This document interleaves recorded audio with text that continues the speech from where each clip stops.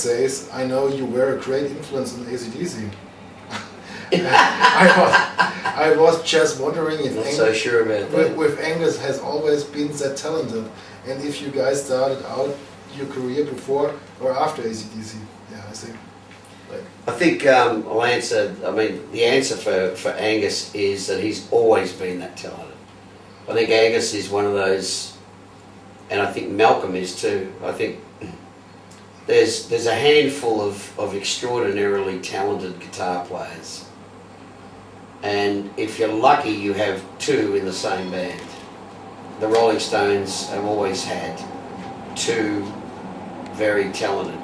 Keith Richards, Brian Jones, extraordinary. Mick Taylor, extraordinary guitar player. Ronnie Wood, one of the great rock and roll guitar players of all time. So is Keith Richards, together in the band. Malcolm and Angus, the fact that they're brothers is one thing, but that Malcolm is an extraordinary rhythm guitar player. And it's, when you say rhythm guitar player, it's such an important role. And Angus is one of those guys who was just, every now and again someone just picks up a guitar and it's just a freak. No, I don't think we actually ever, I know we never influenced them musically, and neither did they influence us. They're two different bands, two very unique bands, but we were lucky enough to have two. So Mick is one of the, I think, is just one of those freak talented rhythm players. Peter was definitely a freak as far as, yeah, he was just like, I remember Billy Gibbons from ZZ Top.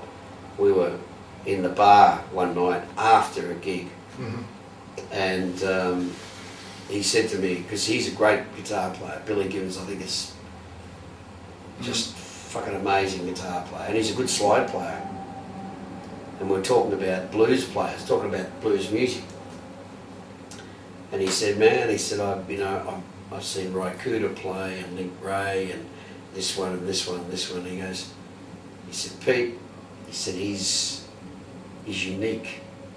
He said, no one plays like him.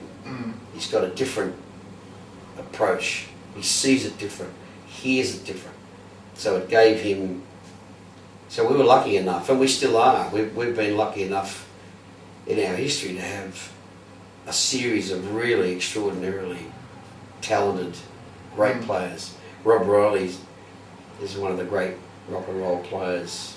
Di, who's in the band now, he's a very gifted player. So we've always been lucky. When we're talking about influences, many people see it really like Marcelo and also Marty. They ask about the relationship between the Tatts and AC/DC, and was there some influence taken from, or somebody says if you have influenced AC/DC, or on the other side if AC/DC influenced Rose too? I don't think there's any influence either way there. I think the common denominator on that one is purely the record company. Okay. We wouldn't have influenced AC/DC. They were going. Rose Tattoo came in after AC/DC, although Buster Brown was before AC/DC, although AC/DC was around in the early 70s in a different format.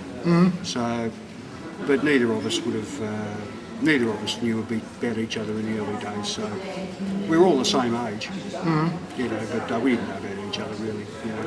And how close is the relationship? Is there still some contact to AC/DC? Oh, well, when AC/DC tour Australia, I always go and see them and go and sit with Phil and see Angus and Malcolm and the other two guys, Cliff and Brian, I don't know.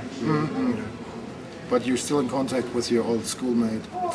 When he's in Australia. He lives in New Zealand, so when he comes to Australia he always gives me a call. So, yeah, that's cool. Okay, and is there a memory with Bon Scott when you met him in person, or you had some? Oh yeah, we spent many nights to- at the bar with Bond. Yeah, Okay. Yeah. He used to get up. Angus and Bond would get up on stage with Rose Tattoo in the early days of our career, and have a bit of a sing, play. Is there some special story to? Not overly. Probably Parramatta. We did a gig in Parramatta, and Bond and Angus got up and played with the band for I think 3 or 4 songs, and it was great. And Angus did his twirl on the floor, and, and Bond just screamed his head off, and they went back to the bar and bought us all beers after, and partied on. What songs did they? High heel sneakers. Just a few standards, Johnny B. Good, things like that. Okay. Yeah. No Rose Tattoo songs, no AC/DC songs, just covers. Okay. Yeah. And but I was just wondering if Angus has always been that talented, and if you guys started out your career before or after AC/DC. Well, we started out about the same time, and when I met Angus, which was many years ago, he was this bucking big, right? He was the smallest guitar player you've ever seen in your life, right? He was about 3.5 inches, what's that, 7 centimetres. Okay. And that was, they used to put him in a little glass box, they used to sit him on top of the drum kit. And this sound used to come out of it, and one day they just added a bit of water, it's like Jack and the fucking Beanstalk, bring. Okay. But you know, I think he was born with a guitar in his hands. So the answer to your question is yes, yes, yes, no, yes. Okay.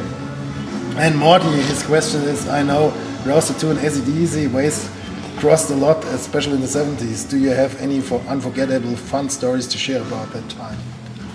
Yeah, puncture on nightclubs and ducker and wheel. There's lots of stories, but Secrets again? Not you'll really. have to wait for the book. You can't have everything, you can't have too much too quick. You know that old story? You know that one, don't you, Roger? Which one? If you come too quick, you take all the fun out of it. Right? Okay. You've got a patience, my friend. All will be revealed. You know, this is just our first podcast, and we're working on that. With a bit of luck, I'll get sacked from this, and that'll be the end of it. But hey, Tattoo Land, be well. It's all good. Yeah, look, there's plenty of stories, but you don't. No, not tonight. I'm not in the mood tonight. We'll save them for another stage. Okay. But there's another one from Marcelo. He says, Marcelo. yeah, have you ever met Bon Scott? If yes, what can you tell us about him? I think you had Have I ever met? Bon Scott. Yes. I think you had a special relationship to him. Yeah, Bon was a good friend. I used to live with Bon for a little bit, yes. And I liked him. He was a good bloke. Okay. And there's some story, or we're waiting on the stories? Good. I liked him. He was a good bloke. What do you want me to fucking say? Yeah, because I remember that you stayed in London with him, and I did. And spent a lot of time. I did. Was traveling with AC/DC. And you want me to give you a whole lot of information right now so you can put it on the website? Ain't going to happen.